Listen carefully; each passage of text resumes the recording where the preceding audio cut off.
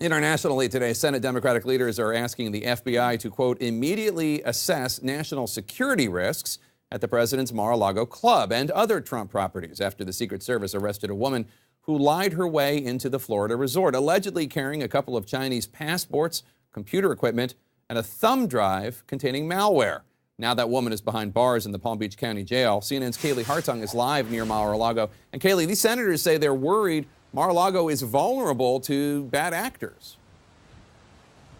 Yeah, that's right, Jake. Access at Mar-A-Lago is a problem. Those are the words of one Secret Service official to CNN Today. That concern echoed by a group of Senate Democrats who have written this letter to FBI Director Christopher Wray, asking that he investigate how to better secure and protect Mar-a-Lago and other Trump properties. Their concern is that these potential security vulnerabilities exposed again at Mar-a-Lago over the weekend could have serious national security implications. You see, the Secret Service is really at the mercy of the Mar-a-Lago management and staff when it comes to who is allowed access to this private club. And that's where the problem began over the weekend. As Yujin Zhang, this Chinese national, came to the club, one staff member believed her to be a family member of someone who was a member of the club, and so she was welcomed in. The Secret Service pushes back on the notion that this was a security breach because one official tells me they had eyes and ears on this woman through every step of her journey on the property, and when her story finally fell apart after a series of lies,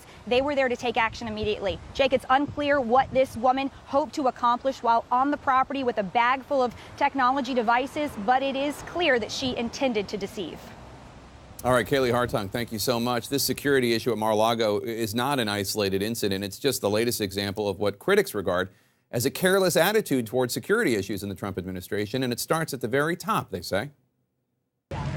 A scare at Mar-a-Lago has President Trump's security procedures in the spotlight again. We do have profound concerns about the security protocols that are being followed or not followed by the president and his family. Since taking office, story after story highlight what critics call a disregard that the president and his team seem to have for long-established protocols. Just this week, before we learned of the Mar-a-Lago incident, a White House whistleblower was alleging that Trump's team had overruled national security experts' denials of security clearances for 25 individuals for, quote, a wide range of serious disqualifying issues. Security clearances are very important to me. Among those with a controversial clearance, the president's daughter, Ivanka Trump, and her husband, top advisor Jared Kushner, whose numerous foreign business dealings have raised concerns. When asked about possible security risks Monday, Kushner chuckled. Do you pose a grave national security concern to the country, Jared Kushner? Look, I can say that in the White House, I work with some phenomenal people. Kushner and President Trump have also both come under fire for using non-secure methods of communication. You want to put that on this phone, please? Hello? Trump has denied accusations he uses his personal iPhone instead of the government-provided cell. Kushner reportedly prefers to use the encryption-enabled texting service WhatsApp to speak with foreign leaders, including Saudi Crown Prince Mohammed bin Salman. Another security protocol the president has dismissed, having aides present for meetings with foreign leaders such as Vladimir Putin. In Helsinki, they met for 2 hours. No notes, no advisors, just interpreters, leading critics to question what the leaders may have agreed to behind closed doors. When Trump met with Russian Foreign Minister Sergei Lavrov and Ambassador Sergei Kislyak in the Oval Office in 2017, it was Russia's state photographer, not the White House, who made images of the private meeting public. I had a great meeting with Putin. We discussed everything. I had a great meeting. We remain in the dark about what the two leaders discussed. I believe this lack of transparency has implications for our national security. It is quite a list of questions and allegations for a president who came to office campaigning against his opponent's breach of security protocols. Hillary Clinton can't keep her emails safe. And you know what, folks? She sure as hell can't keep our country safe. Regarding this most recent incident, Mar-a-Lago has been criticized before as an open-air Oval Office. Trump was hosting Japanese Prime Minister Shinzo Abe at the resort in 2017 when North Korea test-fired a missile. Trump and his top security team coordinated their response on the patio as Abe and shocked resort guests enjoyed a front-row seat. One guest posting photos to social media with the caption, "Holy moly, the center of the action."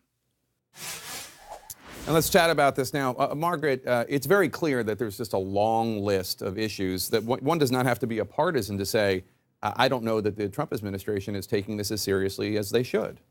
Yes, exactly what you said. The part about the story, there's so many parts about this story that underline how urgent it is. It's the pay-to-play aspect. All you have to do is literally get close to some member of the club in order to have access to some of the places where the world's most important national security decisions are being made by the commander-in-chief. But the piece that to me stood out about this idea that this woman had a thumb drive that had malware on it. Yeah. All right? A thumb drive with malware could mean anything, but just wrap your head around the fact that it was a thumb drive with malware that the Israelis used on the Iranians to melt down their nuclear, the Stuxnet attack, which melted down their nuclear program in 2005. All right? What is a Chinese national doing with malware in Mar-A-Lago? And what kind of serious national security replications could just that have, let alone the rest of it? Look, this is a walking conflict. And the idea, as Kaylee said in her piece, that Mar-a-Lago might be vulnerable to bad actors is an instant classic of understatement. Mm-hmm. It is a magnet for bad actors. We already know that 25 folks in the White House got bypasses for security clearances, not just Jared and Ivanka. This is a systemic problem driven, because tone comes to the top, by the president, who's either callous or careless about this issue. But I do want to say one thing. Shout out to Secret Service for having eyes on this person from the beginning. I mean, essentially what they've had to do is, without the cooperation of the President of the United States, surround and secure the place as best as they possibly can, and they did. They identified this woman long before she was arrested. They were able to figure out she was a threat and then contain it. Yeah, but it is interesting, of course, he did come to office railing against Hillary Clinton for her breach of security protocols when it came to her private email server. I mean, the hypocrisy is ridiculous. What you have to keep in mind, though, is this is the one that they caught. Mm-hmm. I think people go, oh, well, she got caught. We don't know how many did not get caught. So that's the other thing you have to think about. Also, it is really difficult to keep a president of the United States safe. It is, they only let some of those guys serve for, or men and women serve for about a year because the level of strain, even when they're cooperating, it strains the nerves of those agents so badly. To have someone who's cooperating so little with so much at stake, it's just not fair to the Secret Service. It's not fair to the country.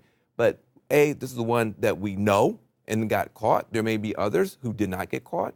And his personal security is at risk every day. The Secret Service does a great job, but they need help.